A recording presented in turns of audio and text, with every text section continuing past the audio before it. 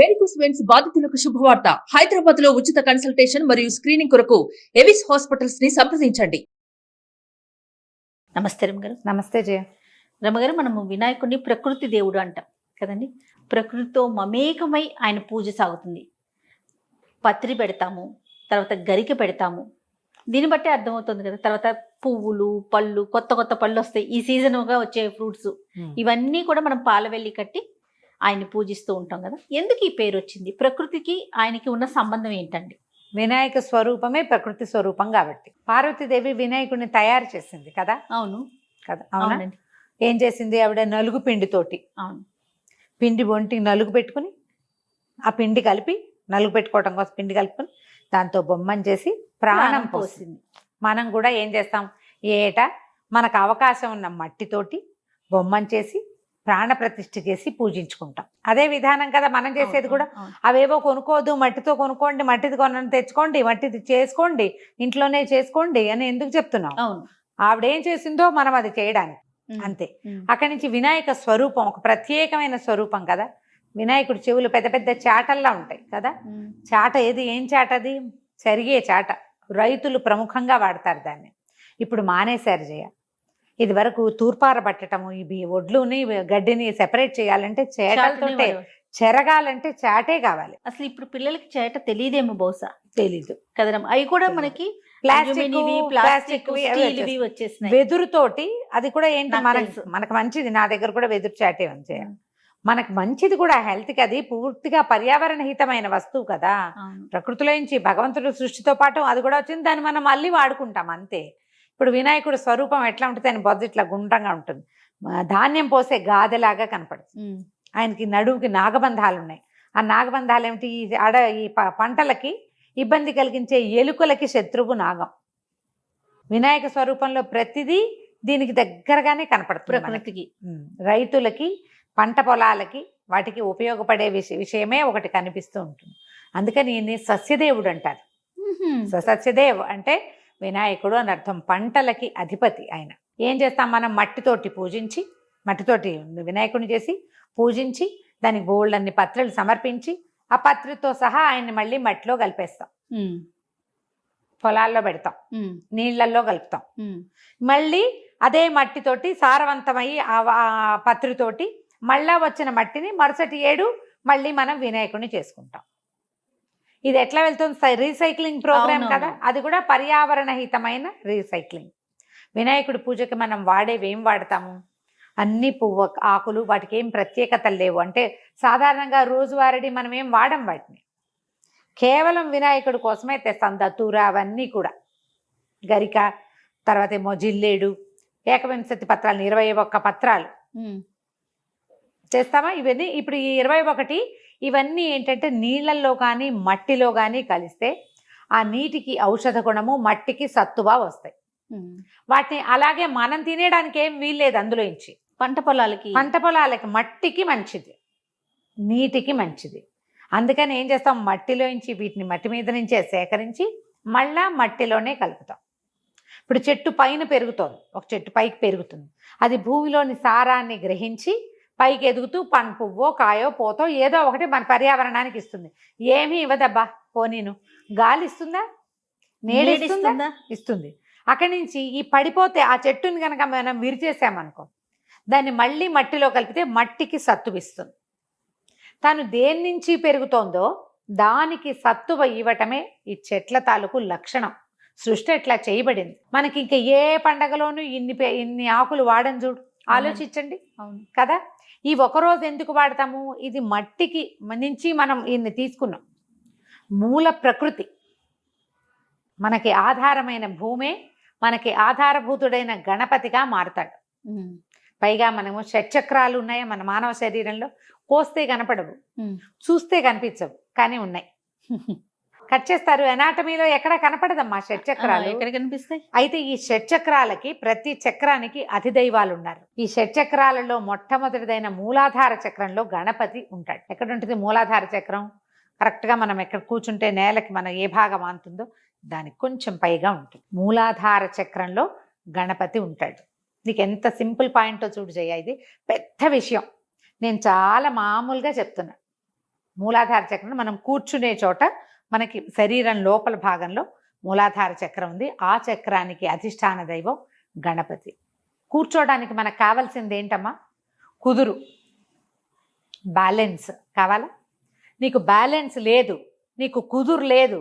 కుదురు రావాలంటే నువ్వెవరిని ఆరాధించాలి? గణపతిని. అందుకని ఏం చేస్తావు? నువ్వు గుంజీలు తీస్తావు నీ కుదురు కోసం. 2 చెవులు పట్టుకుని కింద కూర్చునిలే. కొన్నాళ్ళకి రోజు 10 చెయ్యండి.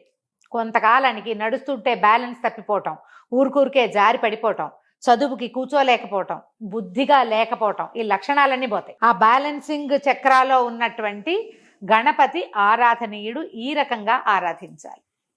మనకు కావాల్సిన బ్యాలెన్స్ మూలాధార చక్రం నుంచే వస్తుంది. అంతే. ఎంత సింపుల్ పాయింట్ చూడు. దానికి గుంజీళ్ళని ఎట్లా కనెక్ట్ చేసి పెట్టారు మన పెద్దవాళ్ళు. గుంజీలు తీయండి అని. ఎంత అద్భుతం కదా. ఎక్కడికి ఎక్కడ ఇది చూడు, ఎంత సింపుల్ మ్యాటర్. నువ్వు ఎక్కడ ఆరాధించాలి? ఆయన్ని కుదురుగా ఆరాధించాలి. గణపతిని సింపుల్గా ఆరాధించు. పువ్వులు వాళ్ళు ఏవో పువ్వులు అక్కర్లా, ఏవో 4 ఆకులు దొరికితే చాలు.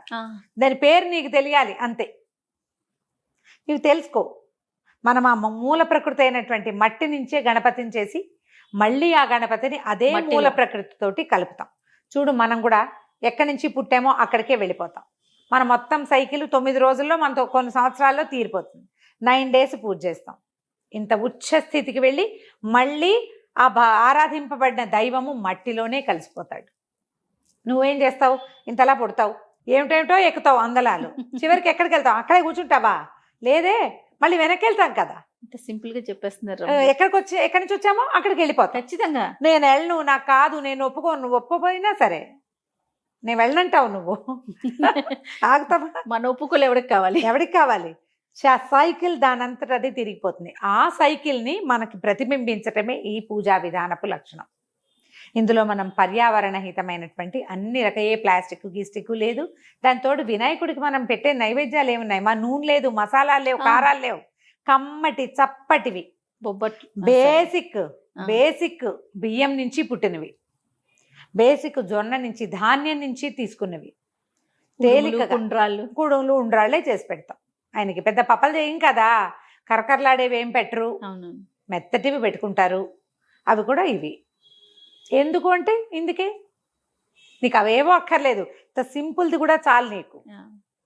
అవన్నీ తీసుకున్నా నువ్వు తిరిగి వెళ్ళేది మూల ప్రకృతిలోకే. ఎక్కడి నుంచి మొదలెట్టావో అక్కడికి వెళ్ళవలసిందే నువ్వు. అందుకే ఆయన ప్రకృతి దేవుడు. అందుకే ఆయన ప్రకృతి. మరి గరిక విశిష్టత ఏంటి రమ్మగారు? గరికకు ఒక ప్రత్యేకమైన కథ చెప్తారు జయ. ఇది మహారాష్ట్రలో చాలా ప్రముఖంగా వినపడుతుంది. మన దగ్గర ఈ కథ చెప్పరు. ఈ వింశతి పత్రాలలో గరిక ప్రధానమైనదిగా కనిపిస్తుంది. అదే కాకుండా గరికతోటి పూజ కూడా ఉంది మనకి. దూర్వాయుగ్మం సమర్పయామి అని చెప్తామా? అవునవును. దూర్వాయుగ్మం జోడు గరిక పోసలతోటి అర్చన. అయితేనట శివపార్వతులు ఇద్దరు ఒకసారి చదరంగం ఆడుకుంటుంటే మధ్యలో వత్తాసి కంటే ఏమనాలి, మధ్య సాక్షిగా గరిక పోసలతోటి ఒక బొమ్మల్ని దానికి ప్రాణప్రతిష్ఠ చేసి కూర్చోబెట్టుకున్నారు. వీళ్ళు ఆడినప్పుడల్లా ఆ బొమ్మ శివుడికే వత్తాసు పలుకుతోంది. పార్వతీదేవి కోపం వచ్చింది. ఎంతసేపు అయ్యవారికి వత్తాసు పలుకుతావు, నువ్వు అంగవిహీన వచ్చేస్తుంది, నీకు అంగవైకల్యం వస్తుంది, పొమ్మందిటాడు అనేసరికల్లా ఆ గరిక బొమ్మ ప్రాధేయపడింది. అంగవైకల్యం వద్దు నాకు, నన్ను రక్షించు, కాపాడంటే అప్పుడు పార్వతీదేవి ఏమని సెలవిస్తుందంటే, నాగకన్యకలు చతుర్థి నాడు గణపతిని ఆరాధిస్తారు. ఆ ఆరాధనా క్రమం విని తెలుసుకుని గణపతిని ఆరాధించు, అప్పుడు నీకు అంగవైకల్యం పోతుంది అని గరికలకి అవకాశం ఇచ్చిందట. అప్పుడు గరిక బొమ్మ ఇంకేమీ తేలేక తన గరిక పోచలనే ఒక్కొక్కటి తీసి వినాయకుడికి సమర్పించి అంగవైకల్యాన్ని పోగొట్టుకుంది. అంచేత అప్పటి నుంచి తొలికాలం నుంచి కూడా గరిక పోచలతోటి పూజ. ఆయనకి ప్రీతి. తన తల్లి ఆనతి వల్ల తన దగ్గరకు వచ్చిన గరిక అంటే ఆయనకి ఎక్కువ ఇష్టం అంట. అందుకని వినాయకుడికి పువ్వులు గివ్వులు పెద్ద హడావిడి ఏం లేదు. 2 గరిక పోచలు రోజు గరిక పోచలు పెట్టి గాణాపచ్చులు చేస్తారు పూజ. ఆ గరిక మహాబలాన్ని ఇస్తుంది. వేటికి ఇస్తుంది? మనం తింటే కాదు కదా, ఎడ్లకి గొడ్లకి మంచి బలం. అవునవును. మహాసత్తువ. వాటికి శరీరం పెరిగేది గడ్డి వల్లే. శరీరం ఎంత పెద్ద శరీరాలు అవుతాయి, అవన్నీ గరిక వల్లే అవుతాయి. ఈ గరిక పచ్చడి కాళ్ళ నొప్పులు వాటిలలో బలహీనంగా ఉన్న వాళ్ళకి పెట్టచ్చట. ఆయుర్వేద వైద్యులు కొంతమంది చెప్తారు గరిక పోచలతోటి పచ్చడి చేసుకుని తినమని. ఇంకొకటి గమనించండి, మనం గడ్డిలో నడవటం వల్ల కూడా ఆరోగ్యం చేకూరుతుంది. అవును. చెప్పులు లేకుండా గడ్డి మీద నడవటం, అది చాలా తొందరగా మనం కోలుకునేలాగా చేస్తుంది. దాని స్పర్శ మనని అంత మంచిది, మనని కోలుకునేలాగా చేస్తుంది. ఈ కారణాల వల్ల మనం గరికని సమర్పించాలని చెప్తారు. గరిక తనతోటే తనకి వైద్యాన్ని చేసుకుంది, తనతోటే గణపతిని పూజించింది. అందువలన ఈ గరికకి బహుశా గణపతే దానికి ఇలాంటి ఆజ్ఞ ఇచ్చుంటాడు. అంగవైకల్యానికి మందు గరిక అని చెప్తారు. మహారాష్ట్రలో చెప్పుకునే కథ ఇది. మన ప్రాంతాల్లో ఈ కథ చెప్పరు. ఇది గణపతి గణేష గీత అవన్నీ కొన్ని పుస్తకాలు ఉన్నాయి ప్రత్యేకంగా, వాటిలలో చెప్పబడుతుంది ఈ కథ. కొన్ని చోట్ల కనిపిస్తుంది అనమాట. సో ఈ కథను చెప్పుకుని మనం గరికతోటి కూడా స్వామికి విశేషంగా పూజ చేయాలి. 21 పత్రాలు దొరకపోతే ఈ ఒట్టి గరికతోటైనా పూజ చేస్తే మనకి అద్భుతమైన ఫలితం లభిస్తుంది. చవితులలో అంటే కృష్ణ చవితి, శుక్ల చవితి 2 చవితుల్లో కూడా గణపతి దేవాలయంలో కానీ ఎక్కడైనా మనం గరికను సమర్పించటం, గణేష ప్రీత్యర్థము ఆవుకి గరిక తినిపించటం, ఎద్దుకి కానీ గరిక తినిపిస్తే దానివల్ల కూడా మనకి ఏమైనా గ్రహదోషాలు అవి ఉంటే తొలగిపోతాయి అంటారు. ఆయనకి అది ప్రీతి కాబట్టి. అది కథ. సంతోషం రామ్ గారు. నమస్తే. నమస్తే.